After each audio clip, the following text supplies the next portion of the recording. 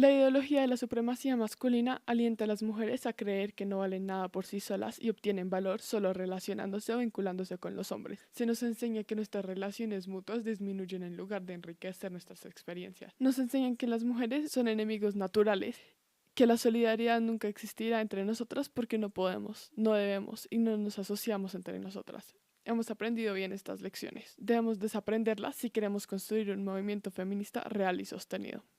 Bell Hooks, 1986.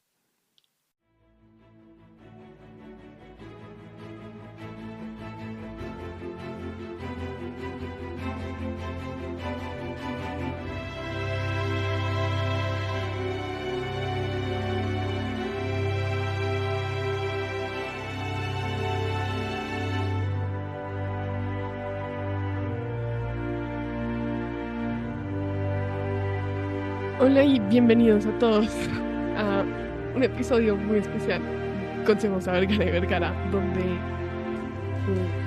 yo soy Verónica Pombo. Y yo soy Laura Rivera y en el podcast de hoy queremos hacer una pequeña respuesta al texto Consejos a una niña de Vergara y Vergara, explorando cómo las amistades entre mujeres son un mecanismo de resistencia a la opresión patriarcal y a las estructuras que no nos permiten resistir y ser sororas. Vamos a abordar este tema más que todo a partir de la literatura, de obras de autoras de diversas generaciones. Vamos a hablar sobre Soledad Acosta, sobre Elisa Marvel Múgica.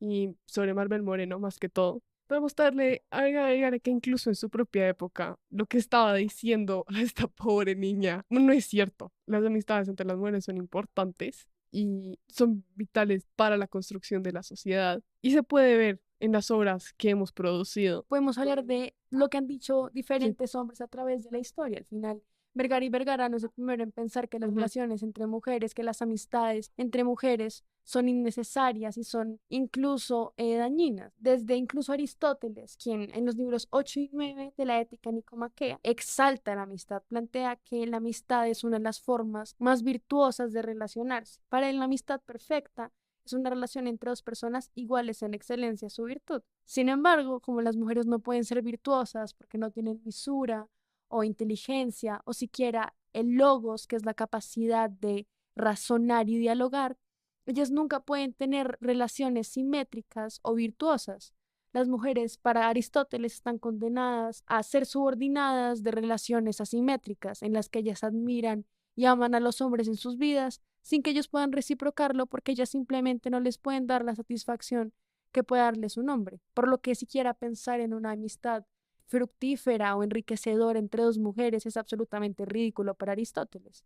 Y lo que él dice lo repiten muchísimos. Cicerón, San Agustín, Montaigne replican esta idea de una amistad, una relación perfecta y simétrica a la que las mujeres simplemente no tienen acceso. Montaigne también cree que las mujeres simplemente no tienen la capacidad de sostener amistades. Las únicas relaciones que realmente son capaces de sostener son con sus esposos, porque ellas no tienen la constancia mental, la capacidad comunicativa o la capacidad discursiva de ser parte de una relación enriquecedora, con diálogos profundos, capaz de dar valor a la vida del otro. Para Montaigne, igual que para muchísimos filósofos de la historia, eso simplemente no es una posibilidad porque las mujeres no poseen esas capacidades. Y ahí llegamos a Vergara y Vergara. Vergara y Vergara es un autor y crítico del siglo XIX que escribió sobre pues, muchos autores latinoamericanos y hace un texto que es desde el que partimos para este episodio, que se llama Consejos a una niña, donde le está hablando a esta niña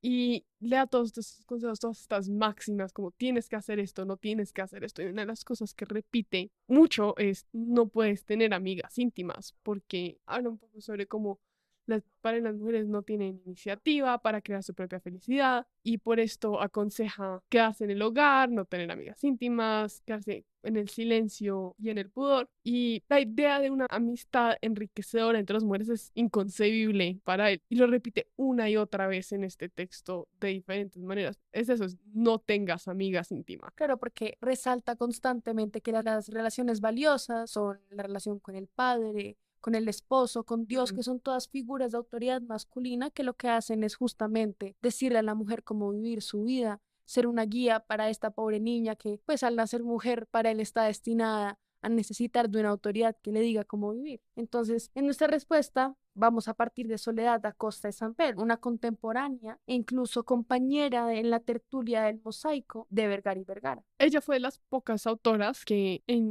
nunca escribió sobre ella. Él escribió sobre Josefa Acevedo de Gómez y pues otras autoras que habían escrito antes de su época, pero él nunca escribió sobre Soledad Acosta de Samper. Es parte de la razón porque incluso cuando ella fue bastante reconocida en su época, su nombre básicamente desapareció de los anales de la literatura y de la historiografía del periodismo nacional y solo ha sido modernamente donde estudios latinoamericanas de literatura de mujeres han recuperado y han reivindicado su nombre, han vuelto a publicar ediciones de libros como Una holandesa en América, del que vamos a hablar hoy, o hecho textos críticos sobre como la obra de Soledad y pues la han vuelto a recuperar. ¿Qué más queremos resaltar?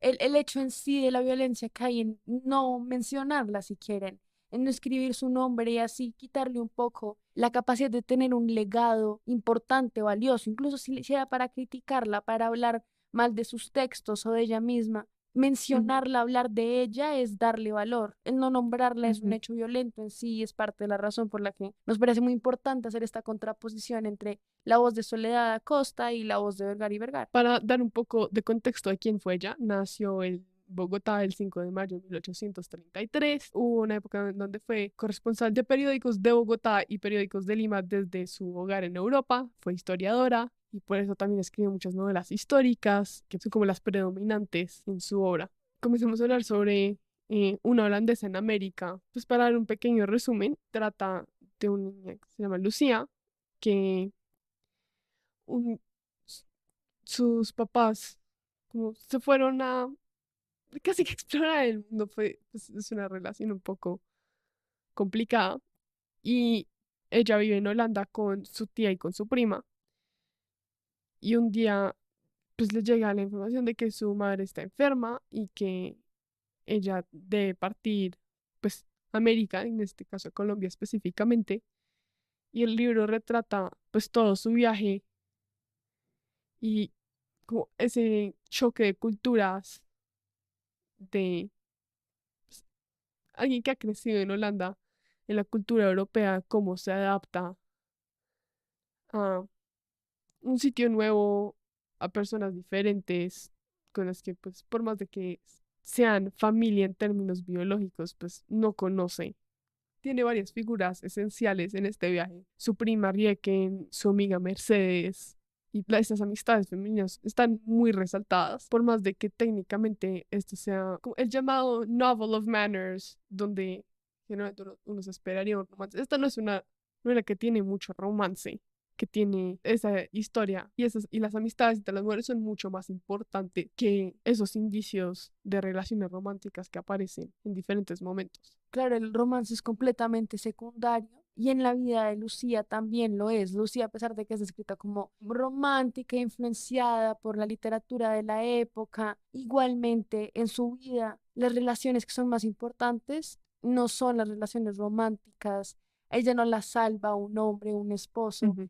Es un libro que no es para nada un libro romántico, sino que la vida de Lucía es el foco y la vida de Lucía que es enriquecida por muchas mujeres que la rodean y la ayudan a crecer. Eso más que todo se ve en sus cartas con Mercedes y con Riken, donde pues, ella constantemente les está escribiendo sobre sus experiencias y siempre algo que aparece al principio es esa condición de amigas.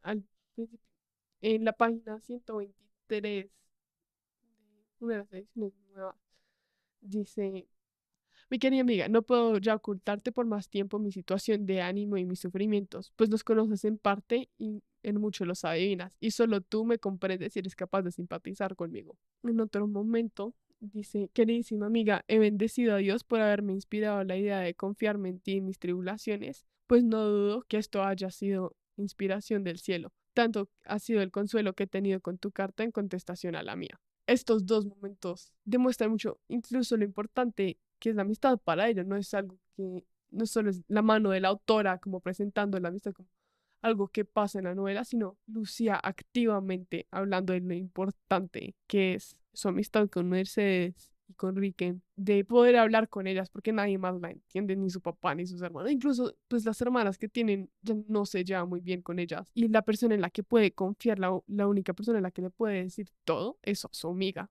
Y esa idea también de la amistad siendo un poco una familia elegida, ¿no? Ella Ujú, con su familia biológica, pues con excepción de su tía y de Riken, no tiene relaciones tan cercanas. Pero estas amistades que ella construye y aprecia muchísimo son una familia que construye, son sus confidentes reales, las personas a las que busca para consejo, para desahogarse. Y eso contradice instantáneamente sí. todo lo que ya se había estado diciendo por hombres sobre las Ujú. amistades entre mujeres, que Lucía crezca y confíe y se apoye es en las mujeres, en quien confía, más que en el apoyo de un hombre. Incluso hay un momento donde uno de los hombres, no me acuerdo si su hermano, si su papá, habla un poco sobre esa relación que tiene Lucía con Riken, y esto pues comienza con un diálogo, abro comillas. Sin embargo, debes tener el grandiosísimo deseo de leer las cartas de tus parientas, ¿no es cierto? No lo niego, y por eso, añadió levantándose, ahora voy a cumplir mi deseo, ¿me lo permite? Aguarda, aguarda. ¿Sabes, Lucía, por qué te he atormentado? No, señor. Creo haber cometido una falta que merezca castigo. Es porque envidio a tu tía y a Riken. Las envidia. ¿Y por qué, señor? Claro está, tu tía te educó mucho mejor de lo que yo hubiera podido hacerlo, y eres muy diferente a mis demás hijos. Así es que naturalmente amas más a tu tía y a tu prima que a mí. Pues, claramente estamos usando ese pensamiento que expone Vergara y Vergara en su texto de lo inconcebible que es esta amistad para los hombres, porque creen que es mucho más importante la relación que ellos tienen con sus hermanas, con sus madres, con sus hijas, que las que ellas tienen con otras mujeres. Y les confunde mucho la idea de que ellas sean más cercanas a otra persona que no sea ellos. Claro, y que la autoridad, la figura realmente formativa, el modelo a seguir de Lucía, no es un hombre, no es su Ujú, padre, mucho menos su padre que es tan complicado en este libro. Las personas que realmente forman a Lucía son mujeres, mujeres sí. fuertes, mujeres independientes, para las que de nuevo el romance es una cuestión secundaria. Incluso cuando se presentan como estas situaciones de amistades cercanas, hay muchas mujeres que ni siquiera tuvieron esa oportunidad, y ese es el caso pues de Catalina en el llamado libro Catalina de Elisa Mujica, donde ni siquiera tienes oportunidad de crear esas relaciones cercanas con las otras mujeres que la rodean, un poco por esa visión patriarcal de hacer que las mujeres sean enemigas y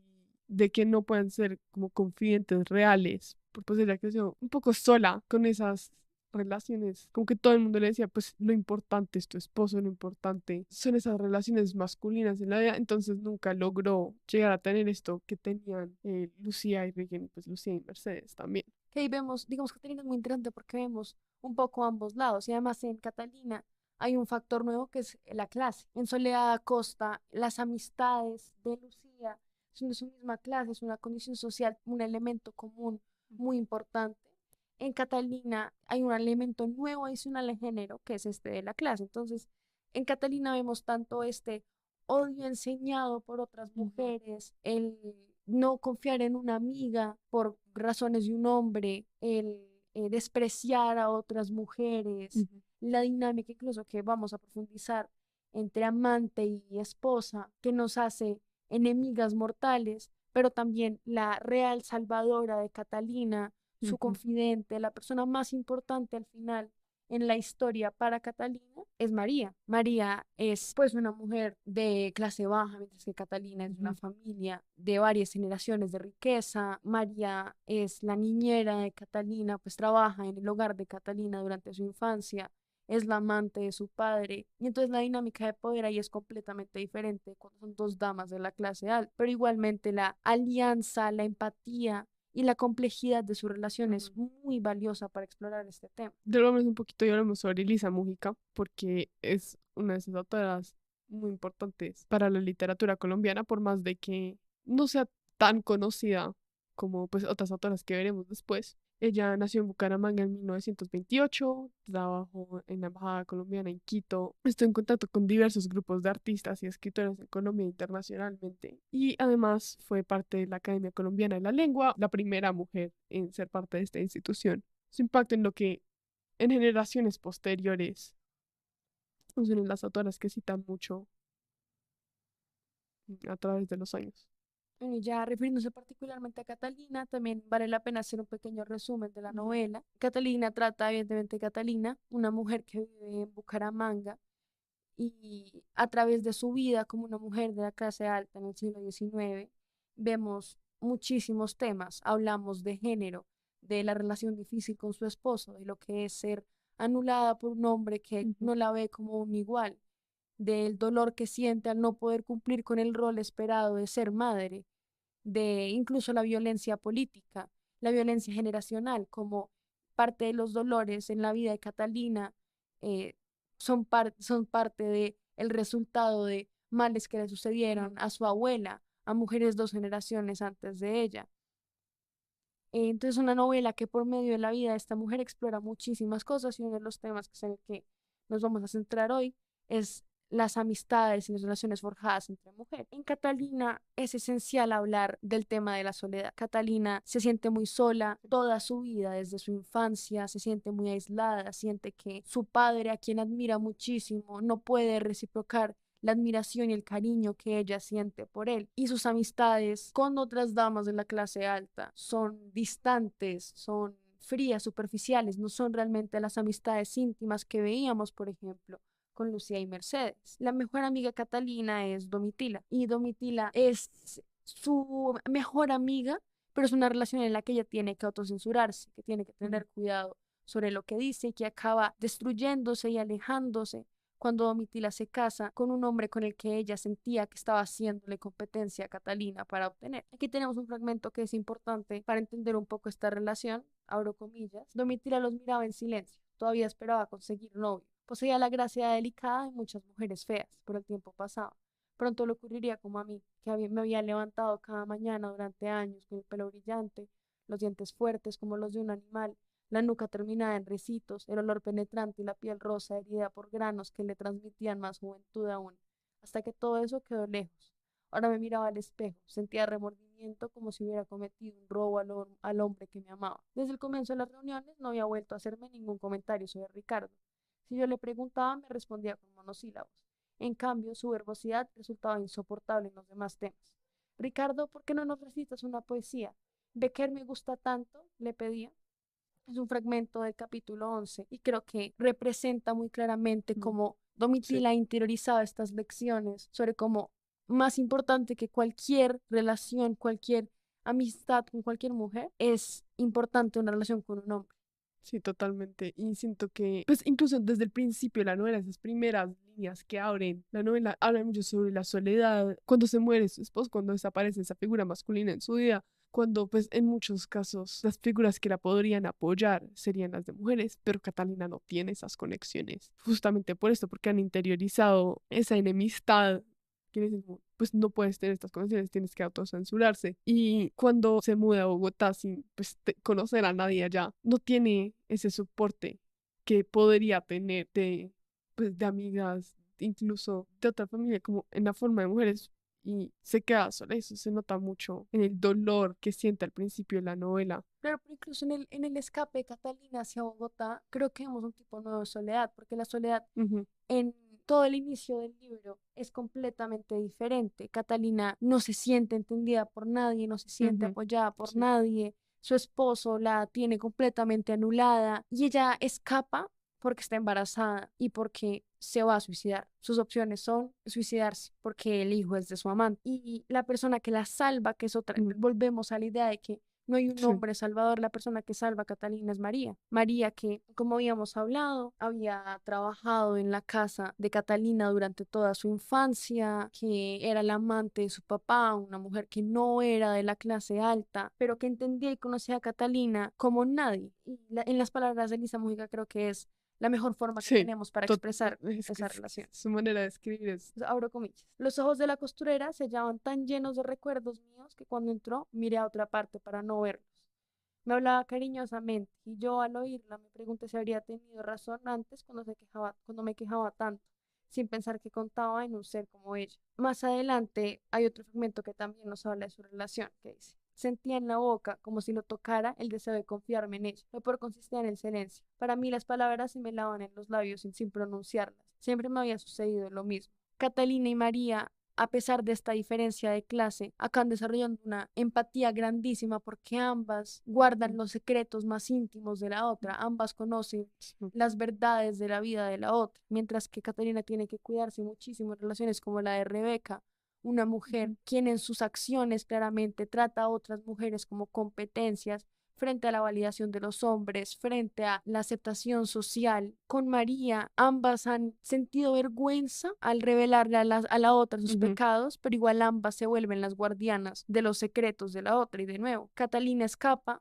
porque cuando se va a suicidar, María la convence de que hay otra solución. Y es estas relaciones que Catalina ya ha confiado en María, lo que le permite a Catalina una nueva vida, un renacer que es Ujú. el que vemos al inicio del libro, en que Catalina está con su hijo en Bogotá, lejos de Bucaramanga y de todo el dolor y todo el Sí. sufrimiento que le generó todo, Ujú. su matrimonio infeliz, el amorío con Giorgio, que al final no era amor real. Adicionalmente, hay un tema que es muy interesante que también es Ujú. posible abordarlo a través de Catalina y es el tema de las amantes y las esposas. Para este es interesante hablar un poco de Marcela Lagarde, particularmente de lo que cita Mercedes Ortega González Rubio en su texto Antagonismo y Sororidad en dos cuentos del Caribe hispano. En este texto, ella explora la relación de esposa y amante en dos cuentos, pero lo que nos interesa un poco es la teoría a través de lo que lo aborda y uno de los planteamientos es el siguiente. Las mujeres son siempre un cuerpo para ser usado por los hombres. Tanto amantes como esposas son utilizadas por ellos con un propósito, aunque este sea diferente. Las esposas sirven para la respetabilidad social y la procreación, mientras que las amantes son aprovechadas para el placer sexual. Nos hace pensar un poco en Catalina Ujú. y la amante de su esposo, incluso en María y Catalina, que están Sí. en lados opuestos de esta dualidad. Ujú.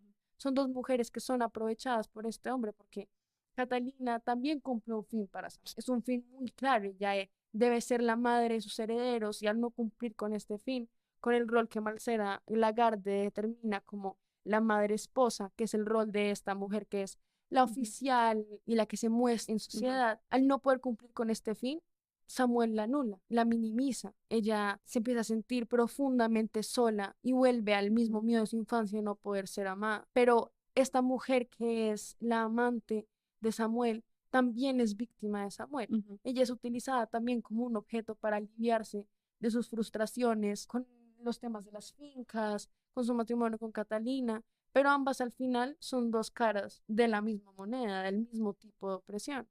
Y con María y Catalina también es interesante que se dé esa Ujú. amistad, porque al final Catalina pues es la esposa respetable de un hombre de clase alta y María fue la amante Ok. secreta de un hombre de clase alta, que es el papá de Sí. Catalina.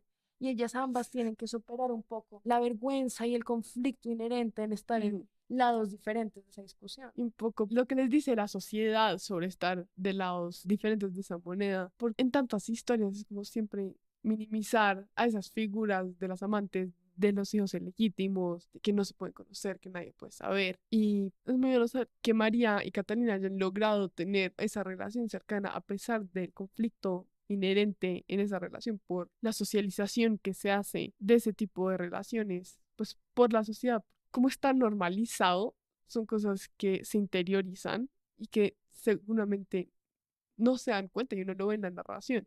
Humillada, incluso un punto muy importante, el personaje de María que también le permite ella misma verse como una igual a Catalina al final del libro, que es una Ujú. conversación que tienen como amigas, como pares, es que ella misma supere la vergüenza pues, de haber Ujú. sido el amante del papá de Catalina, porque ella también ha interiorizado el rol del amante como un rol vergonzoso, Ajá. Sí. como un Ujú. rol inmoral, cuando ella también ha sido sometida por estas estructuras de poder y el que María se perdone a ella misma Ujú. es lo que permite que ellas se vean como iguales, se hablen como iguales al final del libro y que María pueda ayudar a Catalina a salir de Bucaramanga. Siento que este tema de las amistades en diferentes clases se puede ver aún más presente en el cuento de Marvel Moreno, Ciruelas para Tomasa. El tema de la interseccionalidad es vital para entender ese cuento. Y Hablando ya de es, clase sí, y de y raza. de raza, sí, de las dos cosas. El tema de, sí, de esas diferencias es algo que Marvel Moreno, pues, toca bastante en diferentes obras, pero especialmente en este por el rol de Tomasa en la vida de la abuela y de la niña, y como esas tres, a pesar de que la niña pues no haya conocido a Tomasa antes de que volviera a llegar, sabe tanto y se crea esta amistad. Y es este hilo conductor a través de las generaciones que las une. Y la interseccionalidad es algo que en el feminismo es muy importante y que es tantas veces olvidado. Podemos empezar hablando un poco de quién es Maribel Moreno. Maribel Moreno nació en Barranquilla en 1939. Ella, de hecho, en su juventud fue coronada reina del carnaval y ya vio una gran parte de su vida en París, donde escribió la mayoría de su obra. Fue cercana también a varios personajes de las artes y de la cultura colombiana muy importantes, como Obregón y García Márquez, y pues también otras escritoras de la época. Sin embargo, murió joven de lupus, pero lo que tenemos son historias de mujeres muy importantes y ella es una de las referentes principales cuando se habla de literatura colombiana y pues latinoamericana en general de mujeres. Ahora vamos a ir con un resumen del cuento, que es muy complejo. A través de las tres voces que tenemos, la abuela de la historia, Tomasa y la nieta, se nos cuenta una historia que más o menos Tomasa es una mujer afrodescendiente que iba a ser vendida como esclava y la rescata a una mujer de una familia rica, los Arieta, quien decide que ella va a ser la ama de compañía de su hija. Entre ellas se genera una cierta amistad, una conexión importante, pero siempre estaban divididas por el hecho de que Tomasa no pertenecía en ese espacio al ser una mujer racializada y nacida en la pobreza, pero que emulaba todo lo que debía ser una mujer de clase alta. Tomasa hace todo lo posible para ser incluida en ese espacio. Cuando muere la madre de la abuela, que nunca le dan un nombre en la historia, Eduardo vuelve, Eduardo, el hermano mayor de la abuela, a visitarlas y empieza un romance con Tomás, del que la abuela, que en ese momento es una niña, se vuelve cómplice. Pero cuando se va Eduardo, su padre hace que los trabajadores de la hacienda violen a Tomasa durante 3 días y luego la encierran en un manicomio que no es claro si lo hace tanto por echarla de la casa como por las secuelas psicológicas muy reales que quedan de las violaciones y de la violencia a la que es sometida. La abuela colabora en la muerte accidental, entre comillas, de su padre y espera a Tomasa durante toda su vida adulta hasta que finalmente se vuelven a encontrar ya en la vejez de las dos. Este encuentro es interesante porque la nieta pues, esta abuela que ha sido protagonista de esta historia está en el hogar cuando llega Tomasa y es una voz intermediaria que nos permite conectar una visión del presente, unos ojos del presente con todo este relato del pasado. Y una cosa muy clave en este cuento es esas generaciones y esa conexión entre generaciones, porque es la nieta la que es capaz de trascender algunas de esas barreras que su abuela todavía tenía frente a Tomasa. De estas barreras las habla Bell Hooks en 1986 cuando dice: Women are divided by sexist attitudes, racism, class privileges, and a host of other prejudices. Sustained women bonding can only occur when these divisions are confronted and the necessary steps are taken to eliminate them.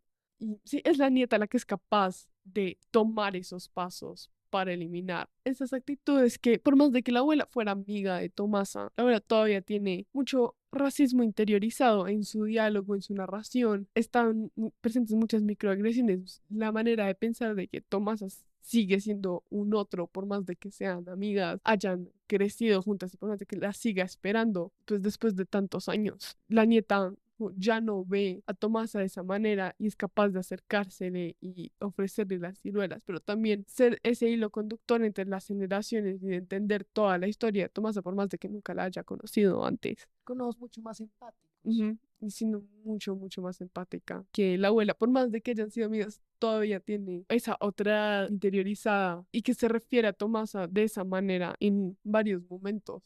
Siento que eso es muy importante cuando se habla del feminismo interseccional, porque por más buenas intenciones que una persona tenga, hay muchas veces que sí, la sociedad y esos perjuicios que, pues con los que uno ha crecido, que todo el mundo le ha hecho, se vuelven tan automáticos, tan inconscientes, que todavía pueden permear el diálogo y la manera de pensar sobre personas como Tomasa, que en este caso es de una clase social completamente diferente, que es parte de una población racializada, donde siempre a lo que se le ha resaltado a la abuela, Tomasa es diferente y ella sigue con esta perspectiva. Pues, no es hasta donde aparece la neta que no se puede romper con esa perspectiva. Claro, pensando que pasa al final en las amistades reales, es necesario reconocer esa diferencia y, y que la diferencia sea parte de la relación, no en el sentido de que tú eres un otro o en el sentido de que ignoramos lo que nos hace diferentes, sino que el reconocer la diferencia en las condiciones, en experiencias de vida y el ver al otro como un igual por medio de ese reconocimiento es esencial, que es lo que logra la nieta, versus la abuela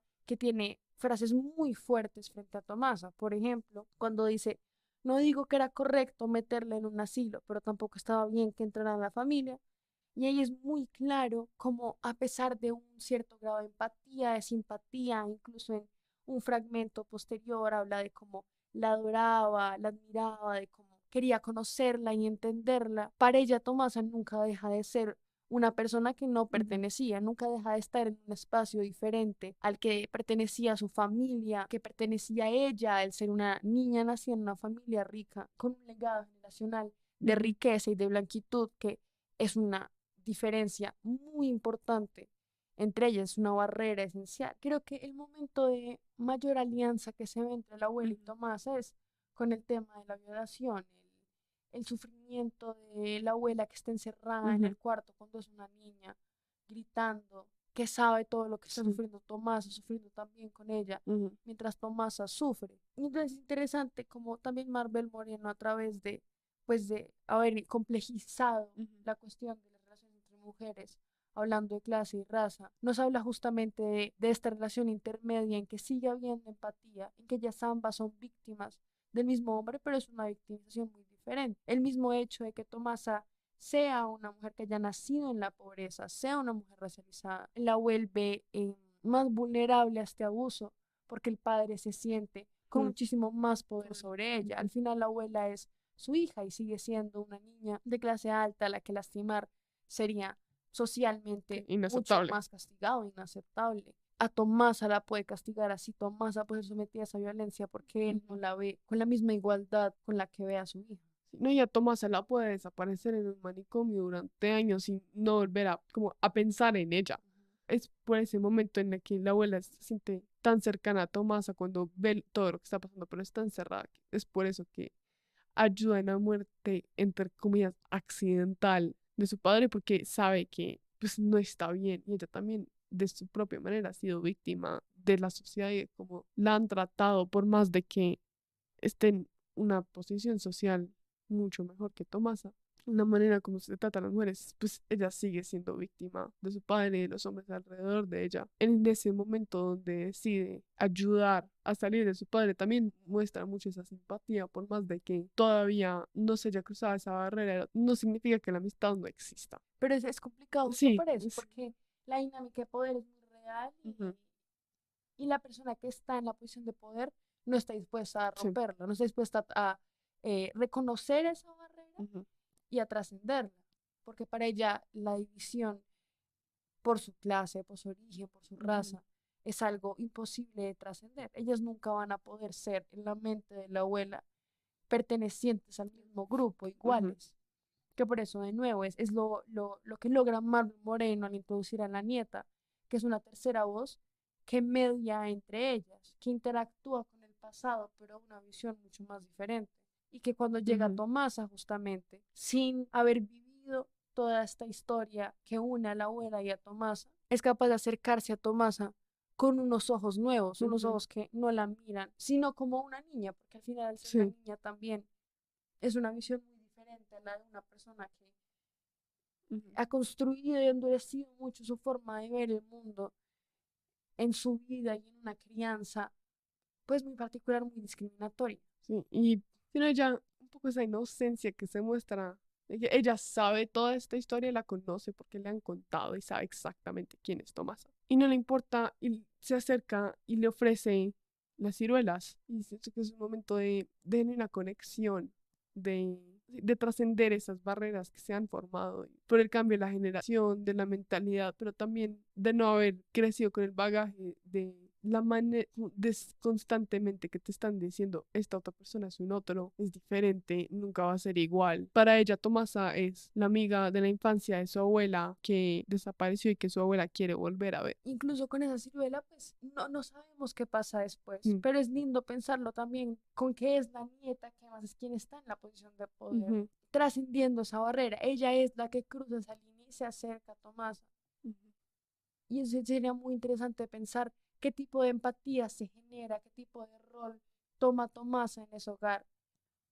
Una vez la nieta la ve y Ujú. la reconoce de nuevo, con una mirada muy diferente a la que habíamos recibido por la otra voz principal en la historia, que es la de la abuela.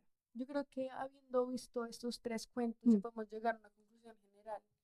eh, Más allá de la cuestión de la literatura, eh, en la vida, de lo Sí. que nos enseña un poco esta reflexión, y es Ujú. que ver estas relaciones en estos textos de mujeres de generaciones diferentes, de contextos diferentes. Incluso de ciudades Ujú. diferentes. Bueno, esto no solo se está viendo en la capital o en las grandes ciudades, pues, de Colombia, sino en todas partes. Y las tres tienen un diálogo muy interesante en cómo exploran que por medio de relaciones entre mujeres Ujú. podemos tanto reproducir las lógicas patriarcales como resistirlas, que podemos trascender barreras que se nos ha enseñado a interiorizar, a normalizar la Ujú. discriminación del otro, la exclusión del otro, incluso igual de dañino el ignorar y el silenciar la voz y la historia del otro, pero también podemos, por medio de relaciones que deciden resistir, que deciden visibilizar, escuchar las historias de otras mujeres, trascender estas Ujú. lógicas. En la alianza con otras mujeres también resistir a lo que se nos ha dicho siempre, que la mujer es la enemiga de la mujer. Yo creo que demostrar que eso ha sido así desde siempre, no solo en la modernidad, con esta visión nueva que se tiene, pues, acerca de la diversidad y, pues, de la interseccionalidad, es algo que está presente incluso desde el siglo XIX, cuando Vergara estaba escribiendo sus supuestos consejos a una niña, que no son buenos consejos para nada. Y cuando Soledad Acosta le dice muy claramente que de hecho para las mujeres el consejo Sí, y el apoyo y la guía a otras mujeres a veces es lo puede ser más mucho más importante. importante que hombres que se consideran Ujú. autoridades naturales y no las van a ver como iguales y no les pueden traer tanto valor a sus vidas Ujú. como una persona que puede ser alguien que te entienda, alguien que sea recíproco, que genuinamente vea en ti Ujú. valor. Eso es algo que desde Soledad Acosta estamos viendo en la literatura. Y que simplemente, pues, a través del tiempo se ha presentado de diferentes maneras, desde diferentes perspectivas, porque sí es importante no quedarnos en solo una manera de ver las amistades pueden tomar formas muy diferentes, pues, como hemos visto, especialmente con Catalina y con Ciruelas para Tomasa, donde vienen de contextos diferentes, se forman por razones diferentes, pero sin embargo todas son amistades que claramente, pues, tienen donde mejorar, pero eso no significa que no sean válidas y que no sean importantes. Y creo que la última idea para cerrar es una invitación a ser Ujú. sororas, a visibilizar a las mujeres en nuestras vidas, a preguntarnos de qué manera hemos interiorizado estas lógicas, a escuchar la historia de otras y querer entenderlas a pesar de las diferencias, reconocer las diferencias, pero es una invitación a Ujú. ignorar todo lo que pudo pensar un hombre sobre las amistades entre mujeres, todo lo que pudo decir Vergara y Vergara, y al contrario, fortalecernos y fortalecer a otras mujeres por medio de conexiones poderosas y enriquecedoras. Pues, de visibilizar esas perspectivas, visibilizar estas autoras que tanto han sido como olvidadas por la historia cuando hablamos de los grandes de la literatura y del canon literario. Sus nombres valen la pena porque son excelentes obras que traen perspectivas muy diferentes a las que se ven tradicionalmente. Vale la pena incluirlas.